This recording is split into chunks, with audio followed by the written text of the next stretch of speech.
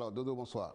Bonsoir Marcel. Alors, fidèles téléspectateurs, nous vous disons merci de nous rejoindre sur ce plateau de l'émission Débat Éducation, au cours de laquelle on va parler de la rentrée scolaire, dans débat thématique avec des invités et avec ma collègue Dodo, elle reviendra sur l'actu éducation. Alors, vous savez que l'année scolaire 2022-2023 a effectivement démarré le 26 septembre dernier. Et c'est un grand événement qui était très attendu et apparemment tout s'est bien passé vu que elle a été précédée, cette rentrée elle a été précédée d'une rentrée pédagogique. Tu as été témoin, dis-nous comment ça s'est passé sur le terrain. Effectivement, et cette rentrée scolaire a été précédée de la rentrée pédagogique. Nous étions dans les plateaux ouest dans plusieurs établissements.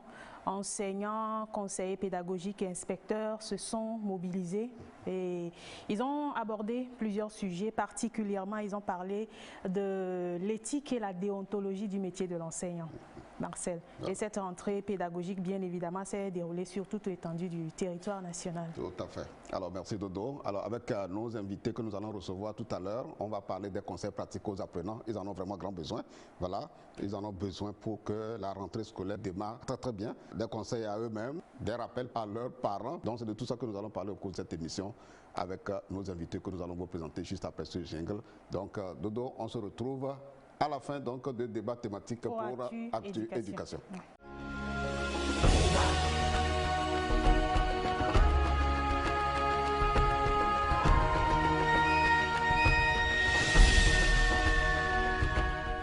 Bien, madame, bonsoir. Bonsoir, monsieur. Alors, vous êtes madame Dédé Minsan, vous êtes conseillère municipale à la commune Golfe 6 et la commune fait beaucoup de choses en éducation, j'espère. Oui. Ok, on va en parler, mais aujourd'hui, c'est beaucoup plus de conseils pratiques que nous voulons de vous à l'endroit de vos pères en tant que parents et particulièrement à l'endroit des élèves, filles comme garçons. Alors, monsieur Boukbo Edo, vous êtes le secrétaire général de l'Union togolaise des associations des parents d'élèves et étudiants UTAP. Voilà. Merci d'avoir répondu à notre invitation. Merci, c'est moi qui vous remercie. Voilà, vous avez beaucoup de choses à dire à vos enfants. Beaucoup de choses à rappeler à vos pères, aux parents, sur tout le territoire. Oui. Voilà, et le 26 septembre dernier, tous les Togolais, en tout cas le monde entier, a été témoin que la rentrée scolaire 2022-2023 a effectivement démarré. Et la question tout de suite qui m'est venue en tête, je me dis, vu que nous savons qu'il y a la rentrée parlementaire, la rentrée des magistrats et la rentrée universitaire, est-ce que vous, les parents, vous aussi, vous avez une rentrée? Bien sûr. D'abord, je saisis cette opportunité pour remercier nos autorités parce que depuis plus de 10 ans, chaque rentrée constitue un sujet d'anxiété, d'inquiétude à tous les parents. Tout à fait. Et parce que déjà, à la veille de la rentrée, à quelques jours de la rentrée, des syndicats annoncent de mauvaises nouvelles. Alors ça fait que... Qui stressent les élèves, qui stressent en tout cas tout le monde éducatif. Mais je jette la fleur à nos autorités. Cette année, ça a été fantastique. Tout à fait. Mais tout s'est bien passé dans l'ordre et vraiment je remercie les autorités, le gouvernement et le chef de l'État pour avoir pu... mis les bouchées doubles pour que cette rentrée soit une rentrée apaisée et réussie. Et je suis sûr que on a toujours dit que si demain serait bon, c'est à partir d'aujourd'hui qu'on doit savoir. Voilà. Maintenant, la question que je voulais savoir, en tant que secrétaire général d'une grande fêtière des associations des parents d'élèves au plan national, est-ce que vous aussi, vous avez dans votre planification d'organiser une rentrée à l'image de ce que nous voyons au niveau des parlements, au niveau des magistrats, etc. Absolument. Je vais utiliser ce métaphore. La rentrée constitue un branle-bas de combat pour les parents. En ce sens que ça les mobilise et en termes de mobilisation des ressources matérielles, financières, psychologiques. C'est ça. Et l'inscription des enfants, leur tenue, tout ça là fait que les parents se réveillent en quelque sorte. Entre guillemets. Donc on se dit qu'en fait vous faites votre rentrée, sauf qu'elle ne se fait pas de façon médiatisée telle que nous voyons au niveau des magistrats. Absolument. Ça a un cachet solennel. Non. Merci. Alors madame, vous êtes donc de la commune Golfe 6. Est-ce que vous avez fait des descentes sur le terrain pour voir comment ça s'est passé dans les écoles qui relèvent de votre ressort communal? Oui, effectivement, je voulais aussi te saisir l'opportunité pour dire merci. Vraiment, cette année, j'ai été émerveillée de savoir qu'il n'y avait pas eu de grève en vue et que tout s'est passé dans le calme malgré le niveau de vie, de la cherté de vie actuelle de la population qui nous a alarmés, ne serait-ce les mesures que le gouvernement a prises pour que ces mesures prises puissent accompagner la rentrée, voilà, les parents, tous les acteurs d'ailleurs. Oui, même si à notre niveau, on se dit qu'il reste encore du chemin à faire, mais je pense que c'est un grand pas et qu'il faut saluer tout en demandant à la providence divine de les accompagner pour pouvoir mieux aider la population. Donc au niveau de Baguida, Golfe 6, c'est vrai, nous avons fait une descente. Pas seul, il y avait le ministère chargé de l'éducation qui a fait la descente avec le maire et quelques conseillers la journée de lundi et la journée d'hier pour constater si effectivement la rentrée ça s'est déroulé dans les meilleures conditions. Qu'est-ce que, bon, c'est bien, c'est un travail qui a été déjà fait en amont. Qu'est-ce que les écoles attendent de nous? Quels sont les apports? Hier, nous avons eu à inaugurer une école primaire avec trois salles de classe, une direction, un magasin, parce que depuis notre arrivée, nous avons constaté que le besoin en infrastructure était tellement énorme et que les enfants étaient sous l'arbre. Et c'était vraiment aberrant. Il a fallu qu'au niveau de la municipalité, nous puissions mobiliser les ressources à notre niveau, faire appel aux partenaires. Et c'est vrai, nous sommes toujours en train de vouloir satisfaire. Donc pour vous dire, c'est vrai, nous étions sur le terrain pour constater qu'effectivement, à Baguida, comme sur toute l'étendue du territoire, l'école a vraiment repris et que les élèves, même si c'était un peu timide, parce que moi j'étais trop matinale avec mes enfants, déjà à 6 h on a quitté la maison, et à 6h05 dans les établissements, on sentait la lourdeur des enfants qui venaient, mais tout s'est bien passé. D'accord. Alors, monsieur Oupor, secrétaire général de l'Union togolaise de l'association des parents d'élèves UTAP, alors vous avez des représentations sur toutes les zones du territoire. Avez-vous écho? C'est vrai, on a vu beaucoup de choses à la télévision, sur tous les médias publics comme privés, les publications même dans les presses écrites en ligne, de ce que la rentrée s'est effectivement bien déroulée. Mais en tant qu'association des parents d'élèves, vous avez des représentations partout. Absolument. Quels sont les échos que vous avez eus? Est-ce qu'il y a des problèmes dans certaines localités, par exemple, qui nécessitent d'être remontés aux autorités, etc., etc. Je veux saisir cette opportunité pour lancer un appel aux autorités, afin qu'ils associent les membres du bureau national des associations des parents d'élèves dans cette sortie solennelle. Voilà, pour qu'ils associent, parce que sans les parents, il n'y a pas d'école. Il n'y a pas d'élèves, il n'y a pas d'école. Donc, c'est un plaidoyer que je fais à l'endroit des autorités pour que, à l'avenir, quand il y a cette sortie-là, il faut qu'ils nous associent pour qu'on puisse être visible sur le terrain. D'abord, je vais commencer par le mien. J'ai toujours... L'actuel ministre de l'Éducation nationale a associé les parents à l'étude des dossiers de recrutement des enfants. Et ça, on était ça doit être la première fois que ça se fait ainsi? Non, ça fait depuis l'année dernière. Tout à fait. Mais c'était très très bien. Je ne sais pas, il a été vraiment bien inspiré. Et c'est pas facile. Et il faut aussi mettre... Ça vous permet, vous aussi, en tant que parent, de vivre les problèmes que les chefs d'établissement vivent quand il s'agit de recruter. Absolument. Donc, d'abord, nous avons fait la rentrée pédagogique pédagogie avec les enseignants, parce que nous étudions les dossiers au fur et à mesure que ça venait. Je suis le président des parents d'élèves du lycée de Rijanawe. Je suis passé pour voir si tout va bien. Parce que toute la journée, on passe toute la journée dans les établissements. Donc on se dit qu'en fait tout s'est bien passé. Tout s'est bien passé. Alors, mais est-ce que vous avez fait un tour dans certaines écoles spécialisées pour voir si les enfants à déficience? Malheureusement, il faut reconnaître que c'est la fausse note. Oui, c'est la fausse note. Mais vous pouvez vous rattraper parce que la rentrée, on est toujours dans la foulée de la rentrée. Vous pouvez toujours vous rattraper. On va se rattraper. Tout à fait. On va se rattraper parce que ce n'est pas rentrer dans nos habitudes de nous intéresser aux enfants handicapés. Mais il faut que ça change. Tout à fait. Alors, madame, il y a une école spécialisée dans la commune Golfe 6. Non, malheureusement pas. Il n'y en a pas encore. Non, voilà, espérons qu'il y ait moins d'enfants handicapés. Oui, effectivement, puisque hier, j'ai aussi pu remarquer par ces sorties de nos autorités qu'il y avait manqué un peu d'inclusion. On parle de l'inclusion et moi, j'aimerais que nous quittions l'étape des belles paroles pour passer réellement à l'action. Ouais, c'est-à-dire qu'on n'a pas vu les ministres dans les écoles spécialisées, comme FATA par exemple, et puis d'autres écoles spécialisées qu'il y a à l'intérieur du pays. Oui, ça aurait consolidé les efforts que le gouvernement, même déjà, en ce qui concerne l'inclusion. Mais dans tous les cas, ils nous ont écoutés, mais c'est pas tard. C'est pas tard. Et on est toujours dans la foulée de la rentrée. Et comme nous l'avons dit, pour les associations des parents d'élèves UTAP, ils pourront aussi se rattraper.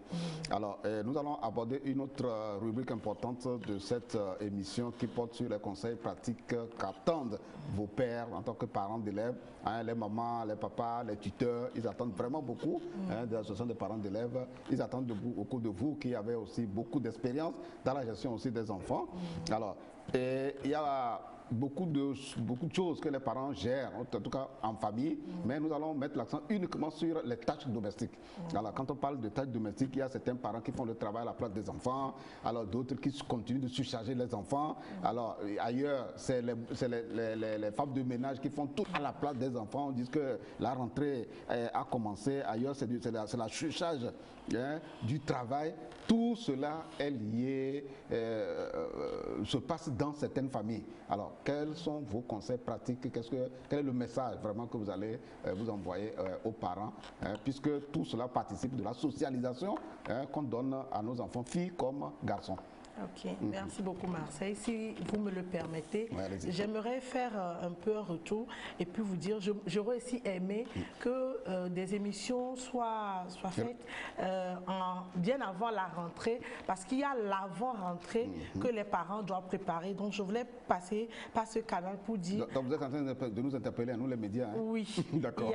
Il y a vraiment, parce que quand on est à l'approche de la rentrée, il faut apprendre progressivement à l'enfant à changer le rythme pour lui faire comprendre que c'est bientôt la rentrée, changer les heures de réveil, puisque vous savez que pendant les vacances, nous laissons un peu les enfants traîner au lit du fait qu'ils ne feront rien. Vous voyez un peu. Donc, ce que moi j'aimerais d'abord dire aux parents, c'est d'abord au niveau du réveil. Le matin, chers parents, évitons de réveiller brusquement les enfants. Le sommeil est un voyage. Et quand on voyage, on ne revient pas brusquement. Donc, moi, l'approche que j'ai proposée à plusieurs parents, c'est du toucher, de réveiller les enfants avec le toucher, en les appelant par leur petit nom, les noms d'amour, et puis jusqu'à ce que l'enfant se réveille. Et il y en a, on les appelle violemment. Hey, toi, là. Et puis parfois, on tape avec le pied. On tape avec le pied, ou bien le la violence pour, voilà. Et puis, on tape d'un coup l'enfant, non. Et quand l'enfant se réveille, il faut lui poser la question, tu as bien dormi? Il doit te répondre, tu as fait un rêve? Oui, et puis tu lui donnes des paroles positives qui peuvent améliorer sa journée avant de revenir maintenant au vif du sujet. Et vous savez qu'en Afrique, la gestion de la maison incombe plus aux femmes. Et en tant que mère et parent d'élèves, je pense qu'il faut un partage des tâches ménagères pour les enfants. Et je donne un exemple simple parce que si vous ne voulez pas, c'est deux cas, si vous ne voulez pas que l'enfant se réveille très matinalement pour qu'il soit peut-être en retard par rapport au cours, il faut vous arranger depuis la soirée. Par exemple, chez moi, il y a une terrasse que quelqu'un doit balayer, il y a le salon que l'autre prend, il y a leur chambre à coucher que vous devez vous-même arranger au réveil, tout et tout avant de partir. Moi, je ne ferai pas cela à votre place. Donc, on s'est organisé en sorte que si tu trouves que au réveil, tu as suffisamment de temps. Donc, c'est-à-dire que le soir, avant de coucher, tu anticipes et tu le fais. Quand vous finissez de manger, il faut laver les assiettes, aider la maman dans le juste. Ce qui dérange parfois, c'est quand les parents, vous savez, l'école, c'est de l'investissement que nous faisons sur nos enfants. Et quand nous voulons que notre investissement puisse réussir, c'est que nous devons aussi accompagner, en fait, en qualité, pas en quantité, mais en qualité, l'éducation de ces enfants-là, en ne mettant pas toutes les charges sur l'enfant. Il faut faire la part des choses. Il faut qu'en tant que parents, que nous-mêmes, nous impliquons. S'il n'y a pas de... Il y a des maisons, il n'y a pas d'aide, il n'y a pas de domestique, ce sont les parents, les enfants. Arrangez-vous, faites une réunion et que chacun connaisse la tâche qui lui revient de droit, d'exercice à faire avant de quitter pour l'école, et je pense que c'est plus aisé. Un des problèmes aussi qui se pose au niveau de l'attribution des tâches en famille, c'est la manière de donner des tâches régaliennes aux femmes et d'autres aux hommes. Donc, comme s'il y avait un sexe, on attribue le sexe à la tâche à accomplir. Je pense que les parents que nous sommes, nous devons... J'ai interpellé des parents le samedi dans un village à Tchekpo-Deve sur le fait que nous devons, si nous voulons voir l'égalité du genre dont nous parlons, ça doit changer depuis l'éducation que nous donnons. Parce que si aujourd'hui des hommes, nos maris se comportent de façon à ne pas nous aider à la cuisine, c'est parce qu'ils ont, c'est pas de leur faute. Ils ont été éduqués de la sorte. Donc il faudrait que si nous voulons renverser le cours des choses, que nous éduquons autrement nos garçons. Moi je dis chez moi, il n'y a pas de foot pour le garçon et la poupée pour la fille. Donc chez moi, mon petit garçon de 10 ans, il balaie, il fait la lessive avec moi et il fait... tout. C'est-à-dire, il n'y a pas de... Donc, je pense que les parents doivent aussi arriver à ce niveau-là. Ne faites pas de différence au niveau des tâches. Votre garçon, il peut balayer votre chambre, il peut balayer la chambre de ses sœurs, il peut faire la lessive, il peut aider. Donc, ne dites pas, toi, tu vas balayer uniquement le salon et que la sœur aille à la cuisine. Non. Envoyez peut-être le garçon à la cuisine. Renverser un peu le rôle et puis avec un calendrier que chacun se sente impliqué, même au niveau de faire la cuisine à la maison. Quand vous faites la cuisine, invitez le garçon à se joindre aux filles à la cuisine et puis vous allez voir que le cours des choses, ça va changer. Très bien. C'est mon avis. Voilà. Monsieur Boukpo, votre avis sur cette question de répartition des tâches en domicile. Vraiment tout dit. Elle a tout dit. Dans le temps, quand on avait les moyens, les parents d'élèves, l'association des parents d'élèves avait des moyens, nous faisions des tournées de sensibilisation des parents où on parle de ces choses-là. L'éducation traditionnelle est dépassée. Où on dit les filles à la cuisine, au puisage d'eau. Voilà. Le garçon pour nettoyer la moto, la voiture, le vélo de papa. C'est dépassé. Il faut, comme a dit madame, impliquer les enfants dans toutes les tâches. Bref, faire vivre ce qu'on appelle l'équité de genre, le faire vivre à travers les tâches à la maison, à l'école et partout. Quand on dit l'éducation commence à la maison, la bonne éducation doit commencer à la maison et tout se passe bien par la suite. Alors, nous savons que l'école a commencé et les élèves ont déjà commencé par recevoir des cours depuis le 26 septembre et il est important que les parents prennent les dispositions pour le suivi des activités pédagogiques, scolaires. Alors, qu'est-ce que les parents doivent faire en ce qui concerne les cours, les leçons que reçoivent leurs enfants? L'enfant doit reconnaître que ses parents s'intéressent à ce qu'il fait. Et pas dans la... C'est le parent de démontrer à l'enfant qu'il s'intéresse à ses activités scolaires. Voilà, absolument. Voilà. Et pas des comportements. Bon, déjà, dès le premier jour de la rentrée, quand l'enfant revient de l'école, il doit savoir, il doit lui demander comment les choses se sont passées. Si lui-même n'a pas le temps de se déplacer. Cette question que le parent pose à l'enfant pour s'enquérir des nouvelles de l'école, est-ce que c'est seulement à la rentrée ou bien c'est tout au long de l'année? Non, c'est pour commencer. Déjà, ça doit commencer à la rentrée. Et ça dénote à l'enfant que son père s'intéresse à ce qu'il fait. Et ça doit se perpétuer tout le long de l'année. Et déjà, le premier jour, le parent doit réclamer l'emploi du temps que l'enfant a. Et refaire un autre emploi du temps avec l'enfant à la maison, compte tenu de ce qu'il a reçu de l'école. Oui. Parce qu'à la maison, il faut que l'enfant ait des heures de repos, il faut que qu'il ait des heures de loisirs et des heures d'études. Et des heures de change avec le parent. Absolument. Donc, c'est important. Et j'ai toujours pratiqué ça avec mes enfants et ça a produit son fruit. Et c'est important. L'enfant, quand il sait que le père ou la mère ou les parents s'intéressent à son école, il fait tout pour leur faire plaisir. Tout à fait. Et c'est tout ce que nous... Alors, madame, est-ce que c'est votre avis? Oui, mieux encore, je dirais que le suivi scolaire de l'enfant se fait chaque jour. Chaque jour, chaque fois que l'enfant revient de l'école, et il faut que le parent ou les parents s'intéressent, posent la question sur la journée. Bon, quotidiennement, c'est ce que je fais chez moi, que je peux donner comme conseil. Comment est-ce que s'est passée votre journée? Vous avez eu quel cours? Et en plus, on commence à tout me déballer. Maman, tel professeur n'était pas là, il a manqué le cours, il a fait ci.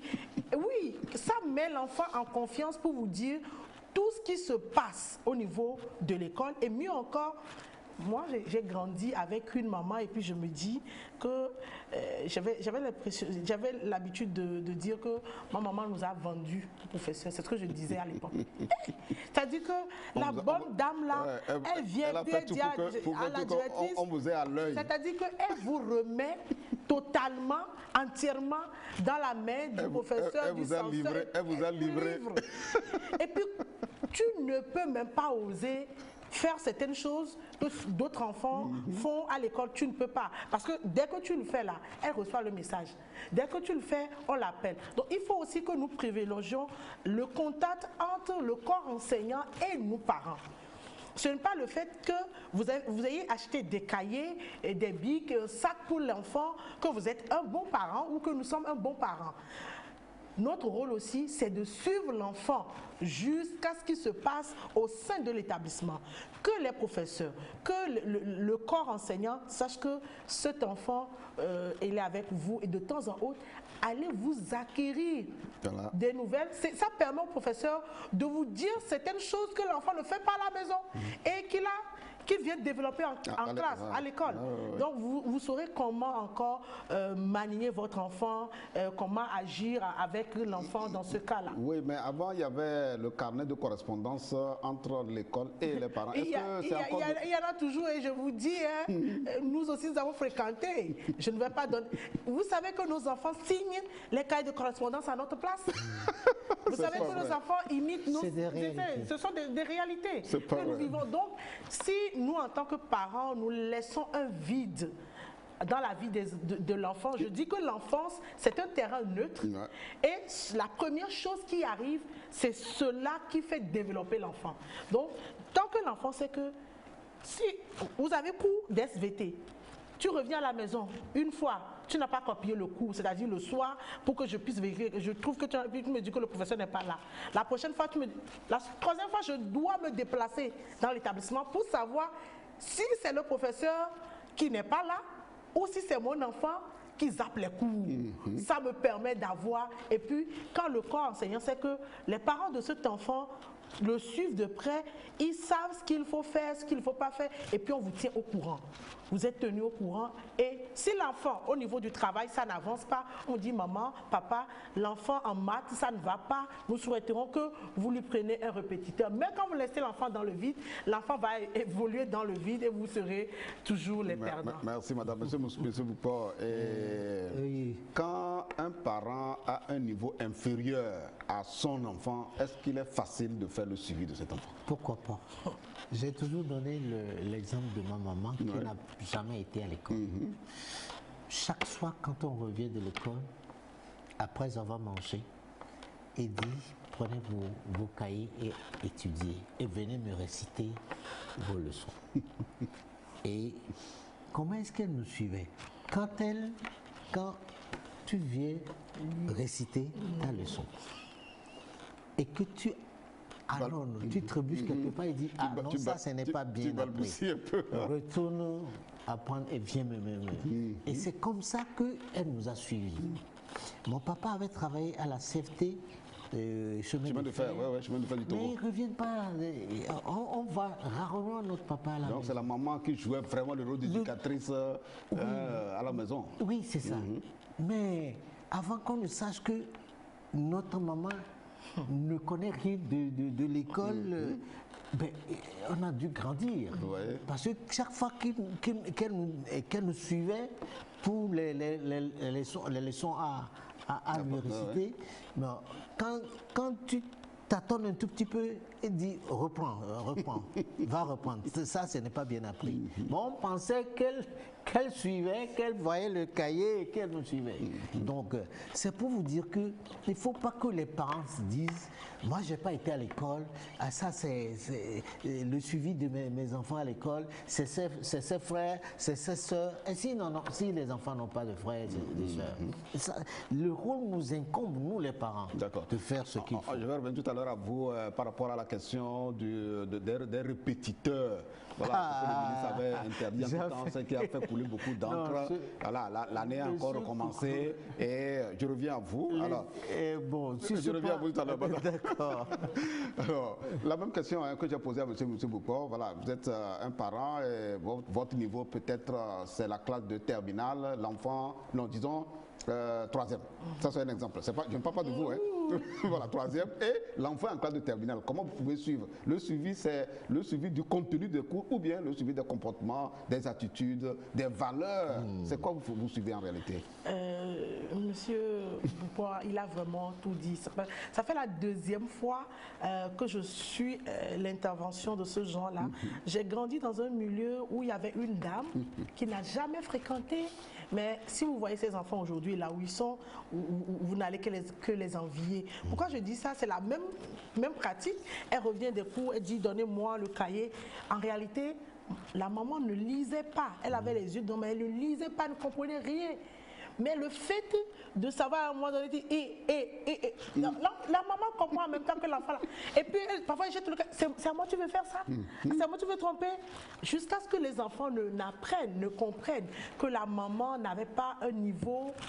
Ils ont déjà grandi. Donc, je pense que en tant que parents, nous ne devons pas être influencés et complexés par le fait que nous n'avons pas eu un niveau scolaire très élevé. Nous devons plutôt, par nos aptitudes, encourager nos enfants. L'enfant, il doit pouvoir lire et l'enfant doit comprendre que vous vous intéressez à son cursus scolaire, que vous êtes là. Parfois, moi, la nuit, j'ai envie de dormir, mais ma fille en terminale, elle était en première, je suis obligée de venir rester à côté d'elle jusqu'à 1h du matin, juste parce qu'elle a envie de travailler sur le tableau, pas à l'intérieur, vous voyez un peu. Donc, quand l'enfant voit, et parfois même l'enfant vous pose des questions. Moi, par exemple, en mathématiques, j'ai fait la A4. Donc, l'enfant vient, elle est en D, elle me dit, j'ai dit, pardon, sans te mentir là, ça là, je ne peux pas te faire ça. Mais je vais appeler tel, donne-moi le nom de tel, donne-moi le numéro de tel professeur. J'appelle, je dis, est-ce que vous pouvez aider mon enfant sur telle matière? Même pour les autres matières, en anglais, je les cadre. Les leçons de base. Mais si vous n'avez pas le niveau, essayez quand même d'être présent pour que l'enfant ne pense pas que c'est parce que vous n'avez pas de niveau voilà, que vous ne vous intéressez pas. Oui. Voilà. Maintenant, entre-temps, vous avez parlé de la nécessité d'être en contact permanent avec le corps enseignant, etc. Aujourd'hui, avec le développement d'éthique, certains trouvent que les parents doivent avoir, disons, un groupe WhatsApp des professeurs et des enseignants de leurs enfants dans ce groupe pour que, à partir donc de cette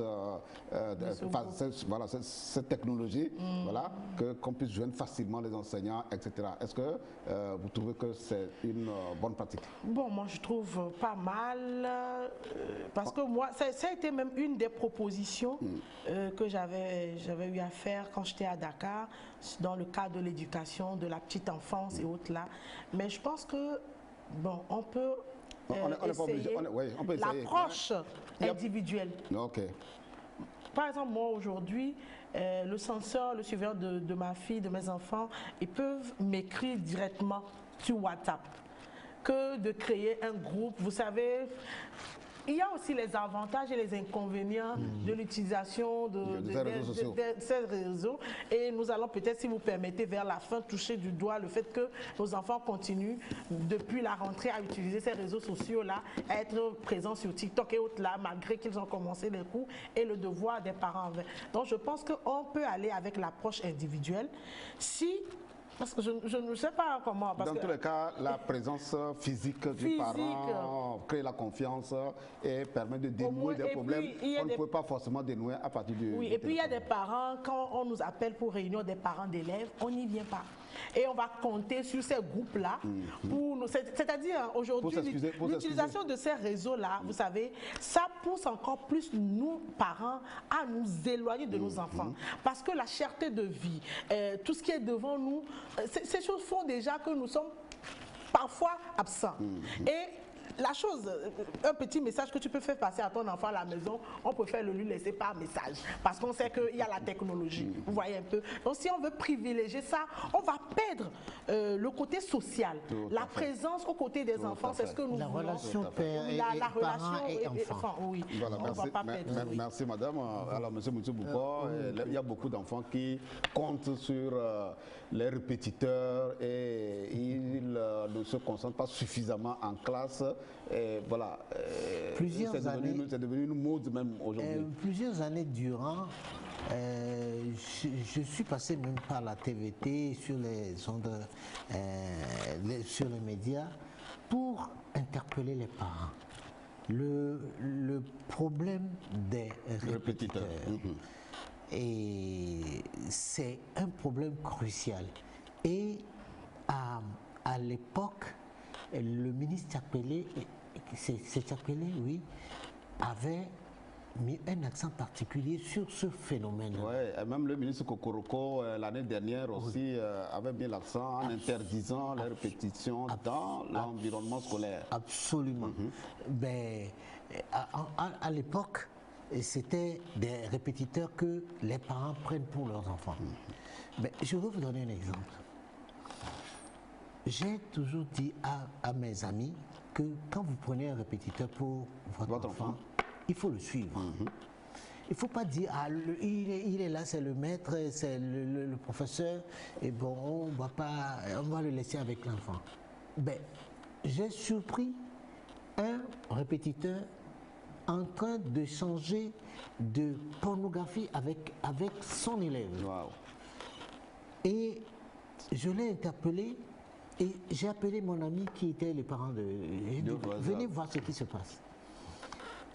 Vous devez, le répétiteur doit être sous votre contrôle à la maison. Voilà, pour voir s'il est de bonne bonarité. Absolument. Donc c'est important. Et puis on ne prend pas répétiteur à l'enfant parce que j'ai vu Kofi prendre pour son enfant, j'ai vu Afio prendre pour son enfant. Comme si c'était un maillot qu'il faut faire porter forcément à l'enfant. Absolument pas. Il faut voir si le besoin se fait sentir. C'est pour ça qu'il faut mettre l'accent sur le contact entre les parents et l'école. Pour voir là où les matières de faiblesse ou la matière de faiblesse, peut-être là-bas. Marcel, tu te rends compte, il y a des parents, et je donne l'exemple très, très, très simple. Hier, j'étais allé au lycée. Le deuxième jour de la rentrée, alors. Oui. J'étais allé au lycée. Il y a un parent que je connaissais bien qui est allé enquiquiner l'économe, soit disant qu'il voudrait retirer comment on appelle, le bulletin est payé. Qu'il est venu le matin, on a dit qu'elle était sortie, et elle revient ce soir, elle ne veut pas le prendre. Et il disait, faute d'eau, c'est mon père. Hein. Et la dame l'a rabroué et l'a renvoyé à moi. Et je lui ai dit, vous mettez votre enfant à l'école et vous venez maintenant, l'année est passée. Vous n'êtes pas venu voir si l'enfant a bien travaillé. C'est à partir de son bulletin que vous devez savoir si ça marche ou pas. Vous attendez la rentrée suivante pour venir réclamer le bulletin et enquiquiner les gens. Mais vous êtes irresponsable. Vous êtes irresponsable. Donc depuis la fin de l'année 2022, elle n'a pas pris le relevé de Dans notre établissement, je donne l'exemple de mon établissement, le lycée de Rijanaoui, nous avons plus de 500 élèves qui n'ont pas retiré leur relevé, leur bulletin. Oui. Et ils n'ont même pas payé leur cotisation parallèle avec laquelle nous payons Ok, ça c'est un sujet sur lequel on va revenir. Nous allons aborder la dernière rubrique donc, de cette émission qui porte sur les relations saines, la prévention des grossesses, les violences en milieu scolaire, l'addiction à la télé, aux drogues et tous les fléaux qui empêchent ou qui freinent le maintien et la performance des élèves en classe. Eh bien, on est à la rentrée. Nous pensons que c'est important que vous reveniez un peu là-dessus pour tirer la sonnette d'alarme pour que le bon message tombe dans les oreilles de ces enfants et aussi de certains parents qui laissent aussi faire. Voilà. Merci beaucoup. Madame, et après vous avez... Merci beaucoup. Je pense que Monsieur le secrétaire général, il a déjà touché du doigt, par exemple, le fait de laisser les enfants avec les répétiteurs sans savoir en réalité ce qui se passe. Vous savez, nous, en tant que parents, nous sommes censés former nos enfants, éduquer nos enfants à la maison, et l'école est censée les former en ce qui concerne l'intellect. Et le savoir-faire, le savoir-vivre, tout se passe. Vous savez que l'année dernière, près de 1375 jeunes filles ont abandonné les classes simplement pour cause de grossesse sur l'étendue du territoire. Et c'est vraiment triste de savoir qu'on en est là. C'est pour moi l'occasion encore de saluer, de féliciter le ministre Kokoroko. Voilà. Pourquoi je le dis? Parce qu'à chaque fois que moi j'ai eu écho de ces genres de violences, de viols sur les jeunes filles, et que j'ai eu à publier sur mon compte réseaux sociaux, sur les comptes il y a toujours quelqu'un qui m'appelle pour me dire, madame, ça s'est passé où? Vous pouvez me donner le nom du lycée. Et je vous dis que toutes ces enquêtes-là, ou toutes ces personnes qui ont eu à commettre de telles atrocités sur nos enfants, se sont retrouvées sur les barreaux, c'est-à-dire punies par la loi. Parce que chaque fois que ce soit un professeur de l'entourage qui porte atteinte à la... Parce que moi je me dis que c'est porter atteinte à la destinée d'un enfant. Parce que l'enfant, bon... vous avez sûrement utilisé des moyens pour amener cet enfant, cette fille-là, à accepter vos avances et, pire encore, à aller au sexe avec elle sans protection. C'est aussi l'occasion pour moi de demander au ministre d'inclure l'éducation à la sexualité complète dans le programme de nos enfants et d'accorder à nous, au niveau de la société civile, qui travaillent déjà avec les jeunes filles, de pouvoir recommencer les tournées. Vous savez, avec la pandémie de Covid, on a dû surseoir ces tournées dans les écoles-là. Donc, je voudrais inviter surtout les parents à ne pas avoir peur de parler avec nos jeunes sœurs et nos jeunes garçons.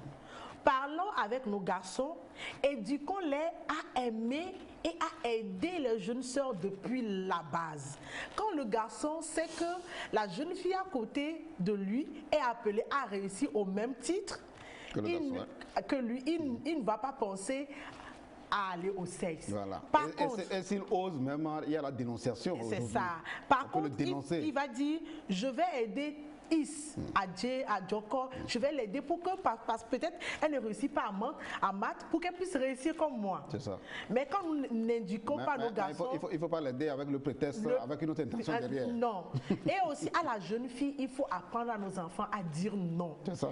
Et cultivons... À dire non et à dénoncer aussi. À dénoncer, oui. Et puis disons à nos enfants, quand quelqu'un il faut montrer des endroits pour une fille qu'on ne touche pas. C'est ça. Quand quelqu'un vous touche à ces endroits, quand tu reviens à la maison, dis-moi. L'enfant se hâte, maman, aujourd'hui, telle personne m'a fait ça. Telle personne m'a fait ci. Et il faut être prompte à réagir face de ça. Et puis, ce que je déteste en tant que parent, c'est quand un enseignant, l'entourage appelle une jeune fille ma chérie. Mon amour, ce sont les pépinières en fait. Ce sont les pépinières. C'est la préparation. Oui, c'est ça, c'est la préparation à commencer à courtiser votre enfant. En tout cas, chez moi, il y a quelqu'un à côté qui avait travaillé avec moi, qui après dit à ma fille, quand tu es libre, il faut venir. Et puis ma fille me dit, maman, est-ce que tu ne veux pas m'amener chez lui? Comme il me dit de venir là, on va aller ensemble. Parce que elle sait ce que j'irai faire en fait. Vous voyez, il faut tellement mettre les enfants dans une confiance. C'est ça. Quand vous êtes un parent trop serré, quand vous êtes trop serré avec l'enfant, oui, il faut développer la relation parent-enfant à telle enseigne que votre enfant n'aura, même si l'enfant vient dire ce qui n'est pas bon là, en tant que parent, prenez et enseignez-lui la vérité. Tout à fait. Et maintenant, la gestion des portables, la télévision à la maison, j'appelle les parents à retirer les portables, les Android de la main des enfants. Si le ministre peut même aller jusqu'à nous faire sortir une note. Mais la note, depuis le temps de ministre Tchapelé, aujourd'hui c'est le suivi. C'est le suivi aujourd'hui qu'il faut faire. Le suivi là. Oui, puisque c'est depuis le temps de ministre Tchapelé qu'il est interdit l'utilisation des portables en classe. Quand on trouve un téléphone portable chez un élève, dans la cour même. C'est-à-dire que dès que vous franchissez le portail de l'établissement avec le téléphone, vous se prend, vous prend. Mais il y a certains parents qui viennent demander au chef d'établissement pourquoi on a arraché le portable. Je pense que ça doit commencer à se figurer parce que moi j'ai été au collège NDA et depuis lors, c'est stimulé. Quand vous venez pour faire l'inscription, il y a des préalables qui sont écrits que vous devez respecter. Donc, si vous, en fait, en tant que parents, nous devons nous poser la question, quand le téléphone n'existait pas là, comment est-ce qu'on communiquait avec les enfants? Quand les parents disent aujourd'hui que j'ai besoin de communiquer avec mon enfant, c'est pourquoi il a le téléphone. Si tu as besoin de communiquer, il y a le téléphone du chef d'établissement. Non seulement ça, qu'est-ce que vous n'avez pas pu dire à votre enfant en quittant la maison et que c'est à l'école que vous allez le lui dire. Donc il faut retirer le portable, il faut apprendre à l'enfant à faire une bonne gestion, soit le soir ou le week-end. Une exploitation pédagogique, comme on le dit. Encore mieux, ce que j'ai trouvé en France, c'est le code parent qu'on met dans le portable de l'enfant pour surveiller les faits et gestes, si en cas de besoin réel, pour savoir sur quoi l'enfant se... Parce que parfois vous donnez le téléphone à l'enfant, il se connecte sur les sites pornographiques, mais depuis votre téléphone, vous suivez là où votre enfant se trouve et sur les sites sur lesquels l'enfant navigue. C'est vers là où on va aller. On doit aller vers là dans ce pays-là. Oui, comme ça, vous êtes sûr que... L'utilisation pervers des portables. Donc, avec les réseaux sociaux aujourd'hui. Des télévisions à la maison. Voilà, merci madame. Et pire encore, je vais finir. Pire encore, c'est que moi, franchement, en tant que parent, depuis des jours, ça me prend le cœur. L'utilisation du portable avec l'avènement de TikTok. Et puis vous voyez, si j'étais ministre là, c'est-à-dire qu'un élève qui fait TikTok avec habit scolaire là, il prend punition. Parce qu'on ne peut pas laisser la perversité gagner l'éducation. Ça, c'est de la matière à traiter. On va revenir en profondeur sur ces aspects. Maintenant, monsieur Boupor, la télévision, la gestion de la télé et puis l'utilisation des drogues. Toutes sortes de drogues par les apprenants, surtout quand dans un établissement à côté, il y a un bar à côté ou bien il y a un maquis à côté. Vraiment, c'est des opportunités qui s'offrent à ces enfants-là de se laisser entraîner par des groupes qui utilisent ce en 2000, je crois que on va aller très vite. En 2005, nous avons approché le comité antidrogue pour qu'ils viennent parler aux enfants et aux parents dans certains établissements. Dans certains établissements. Et nous avons ciblé surtout le lycée de Kodjo-Viakopé. Ben, nous avons convoqué les parents, ils sont venus. Des parents sont venus pleurer pour dire qu'ils ont peur de leurs enfants à la maison. C'est grave. Parce que les enfants sont drogués. Et la majorité ils viennent jusque dans l'établissement fumer. Et ils agressent n'importe qui.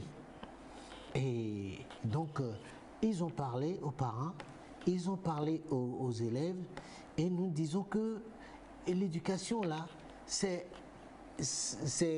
la faute aux parents. Nous avons rejeté l'éducation, ce phénomène sur les parents. Pourquoi?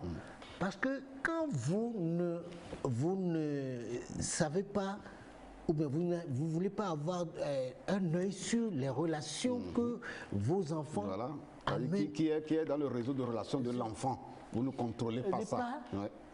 On doit arriver toujours là. Mais je vous donne un exemple. L'enfant n'aura que confident que 16 ans. Pendant la grève, un de mes enfants est parti au Ghana. Et il est revenu. Il a mis de boucles d'oreilles. Un garçon. Il s'est tressé les cheveux. Ouais. Et il a mis des colliers, n'importe comment. Des bizarreries. Et il arrive, il frappe à la porte et il me salue. Je le regarde. Il est méconnaissable. Tu es qui là? Il dit, mais je suis Fodo, papa. Je suis Eric. Eric? Ah non.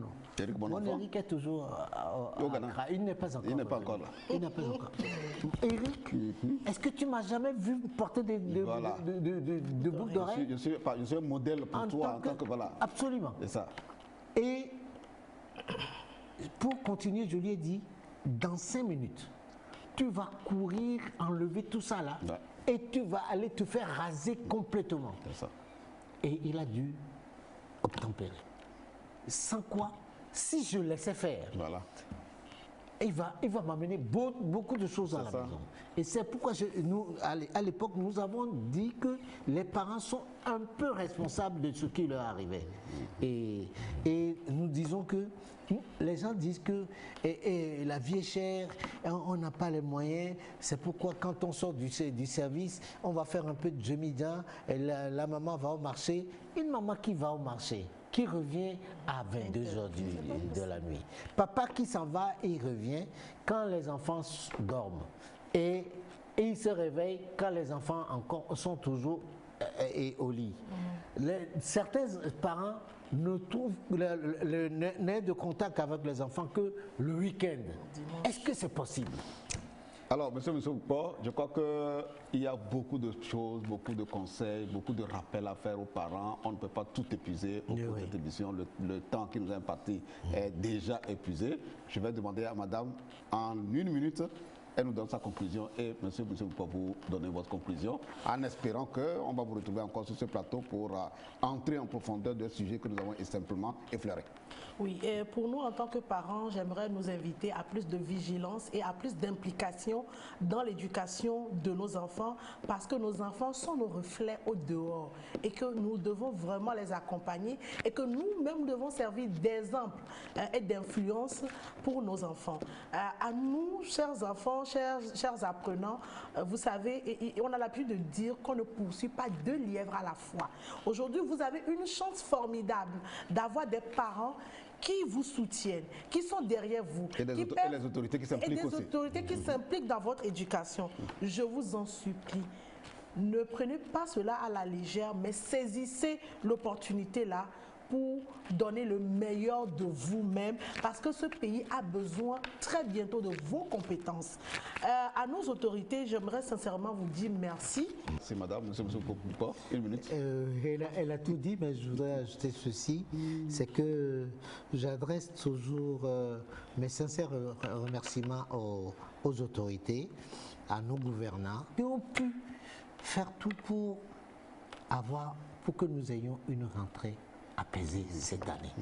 Et nous prions Dieu pour que ça perdure. Bon, à nos enfants, chaque chose en son temps. Il ne faut pas qu'on mette la charrue devant les bœufs. Donc, ils ont le temps de faire tout ce qu'ils veulent dans la vie quand ils auront fini leurs études. Tout à fait. Donc, à nos filles, préservez-vous. Faites tout pour vous faire respecter par les garçons. Aux parents, je les invite à avoir une relation très intime avec leurs parents, leurs enfants, afin que les enfants aient confiance en eux pour leur dire tous leurs problèmes qu'ils ont. Nous disons merci à Madame Dédé. Elle est, comme vous l'avez vu sur l'écran, elle est conseillère municipale à la commune Golfe 6. Alors, merci aussi à tout le travail que vous abattez en famille et à la commune pour la cause de l'éducation. À M. Moussou Boupa, secrétaire général de l'Union togolaise des associations des parents d'élèves et étudiants UTAP. Merci aussi à vous pour tous les conseils pratiques que vous avez donnés à tous les acteurs de l'éducation. Et nous espérons avoir répondu un peu à vos attentes à travers les réponses données par nos invités. Nous vous disons merci de nous avoir suivis et on vous dit merci et à la prochaine.